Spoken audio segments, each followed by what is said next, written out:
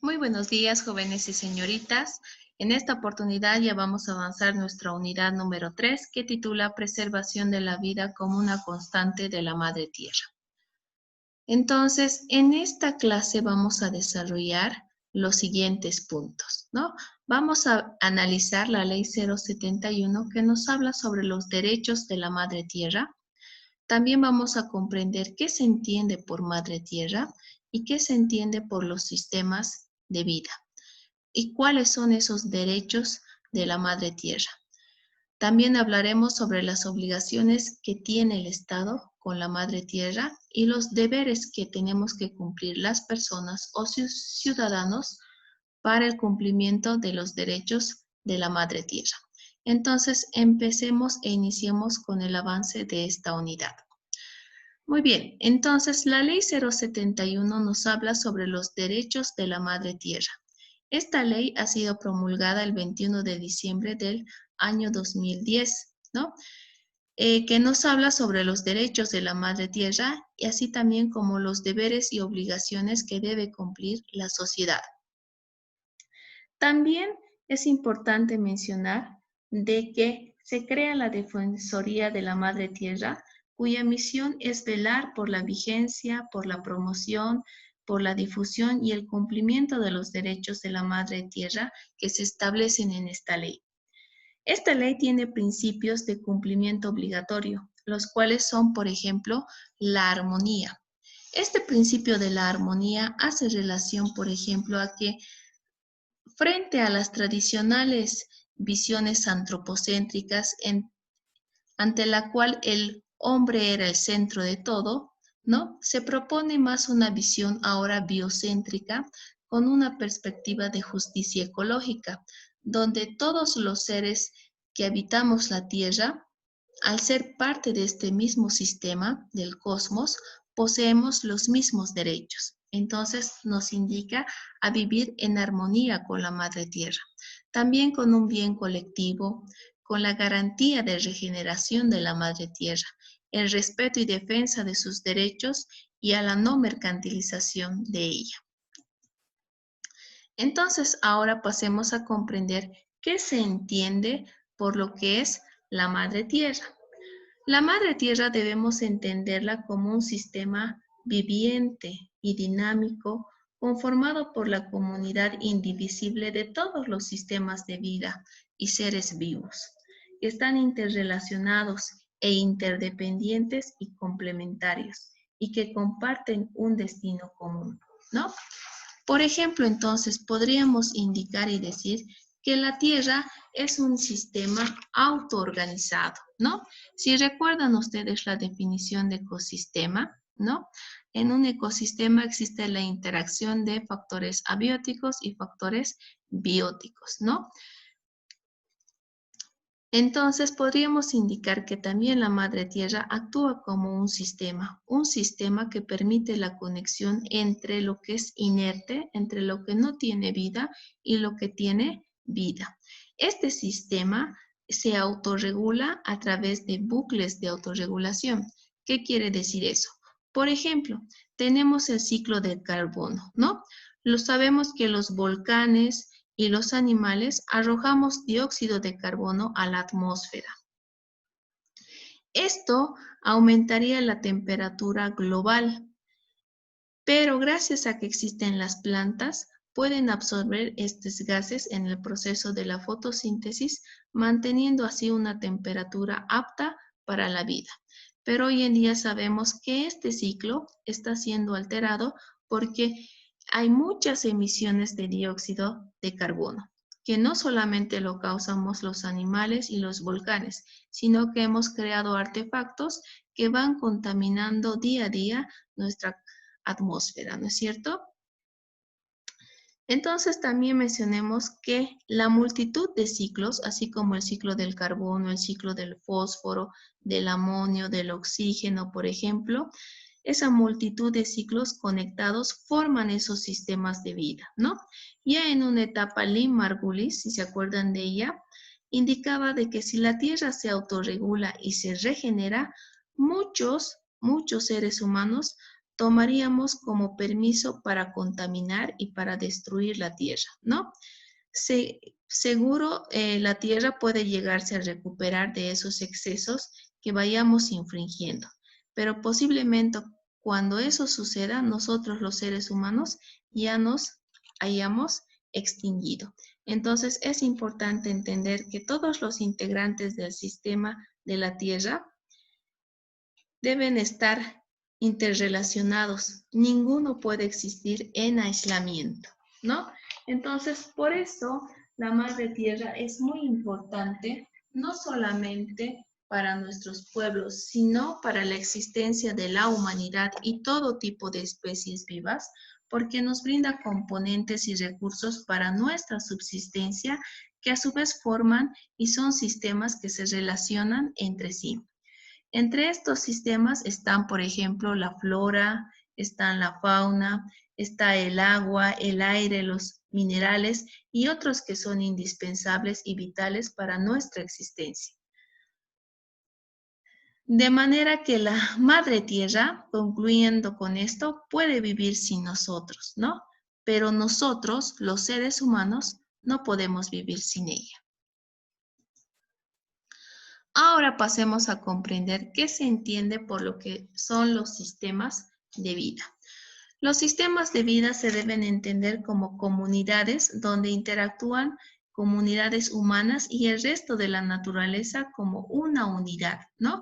Que combinan las prácticas productivas, la diversidad cultural de los bolivianos y las bolivianas. Por ejemplo, citemos el Parque Madidi, ¿no? En ella podríamos encontrar varios sistemas de vida, un conjunto de especies de animales, de plantas y otros seres vivos. Entre ellos, por ejemplo, podríamos citarlo al jaguar, ¿no? Al chancho de tropa, a la peta de agua y a otra infinidad de plantas y animales, ¿no? Lamentablemente, tanto el jaguar como el chancho de tropa y la peta de agua, así como otras especies de plantas y animales que viven en el Parque Madidi, forman parte del sistema de vida y son especies amenazadas, es decir, en riesgo de poder desaparecer. Y esto se debe principalmente a la caza indiscriminada de estos animales, así como también a la deforestación, destruyendo así su hábitat, y sobre todo la tala indiscriminada de árboles que va vulnerando su hábitat natural de estos animales. Ahora pasemos a comprender lo que son los derechos de la Madre Tierra. La Ley 071 establece los siguientes derechos de la Madre Tierra, ¿no? Entonces tiene derecho a la vida, a la diversidad de la vida, al agua, a vivir libre de contaminación, al aire limpio, al equilibrio y a su restauración. Entonces, ¿a qué se refiere cuando nos habla de la vida? Es el derecho al mantenimiento de la integridad de los sistemas de vida y los procesos naturales que los sustentan, así como las capacidades y condiciones para su regeneración. El derecho al agua se refiere a la preservación del agua, de su existencia en la cantidad y en la calidad necesaria para el sostenimiento de los sistemas de vida y además de su protección frente a la contaminación. Y el derecho al equilibrio es el derecho al mantenimiento o restauración de la interrelación, interdependencia y complementariedad y funcionalidad de los componentes de la Madre Tierra, de forma equilibrada para la reproducción de sus procesos vitales. Por ejemplo, frente a ello podríamos citar al virus del SARS-CoV-2 como un controlador de la población humana, ¿no? ¿A qué me refiero con ello? Me refiero a que, por ejemplo, cuando ha surgido el Homo sapiens, o sea, nuestra especie en el planeta, la especie estaba diseñada para vivir en núcleos pequeños, ¿no es cierto?, de población y con determinada longevidad de vida. Pero somos la única especie que ha conseguido modificar estas características de manera artificial, ¿no? Hemos alargado considerablemente el número de años que vivimos, gracias al desarrollo de la tecnología y la medicina. con lo que aumenta de manera directa la cantidad de individuos, es decir, la cantidad de carga sobre nuestro planeta Tierra, sobre la madre Tierra, ¿no? Entonces podríamos decir de que la naturaleza tiende a mantener un equilibrio en los ecosistemas y podríamos indicar de que en este caso el virus del SARS-CoV-2 de alguna manera está funcionando como un agente para el controlar las poblaciones humanas. Ahora pasemos a describir las obligaciones que tiene el Estado, estas obligaciones que están estipuladas en lo que son los derechos de la Madre Tierra. Uno de los derechos nos dice desarrollar políticas públicas y acciones de prevención para evitar que las acciones humanas conduzcan a la extinción, a la alteración de los ciclos y procesos que alteran la vida en la Madre Tierra, ¿no?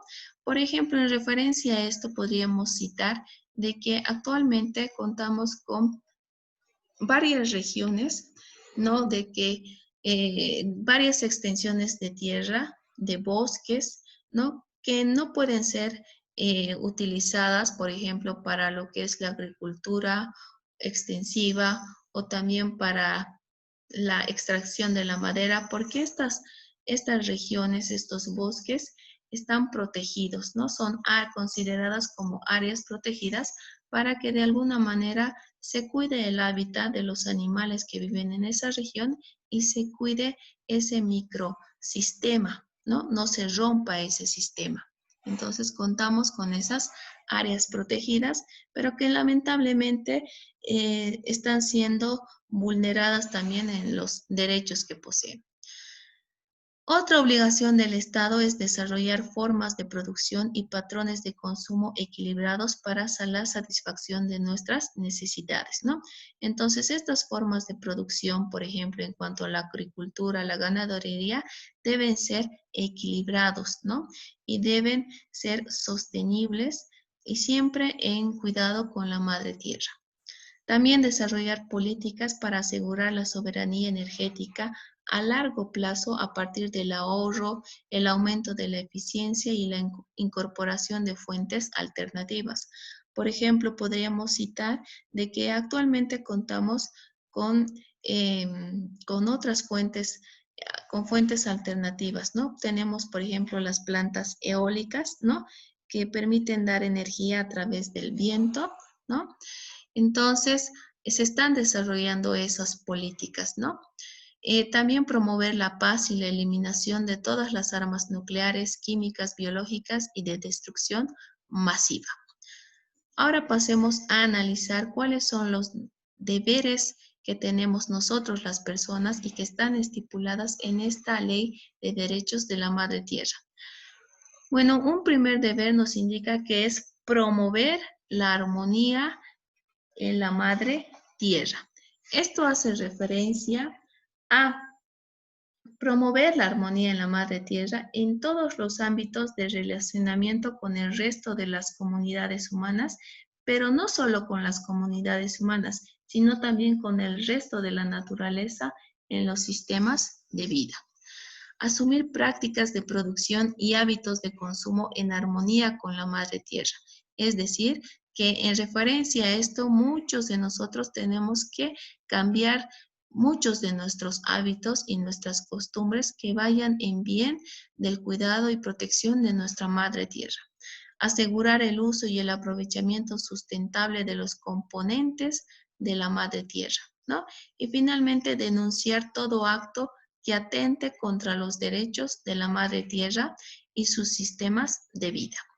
Bueno, jóvenes y señoritas, con esto hemos desarrollado esta parte de la unidad, ¿no? Y en nuestra clase interactiva iremos subsanando algunas dudas y preguntas que surjan respecto al tema.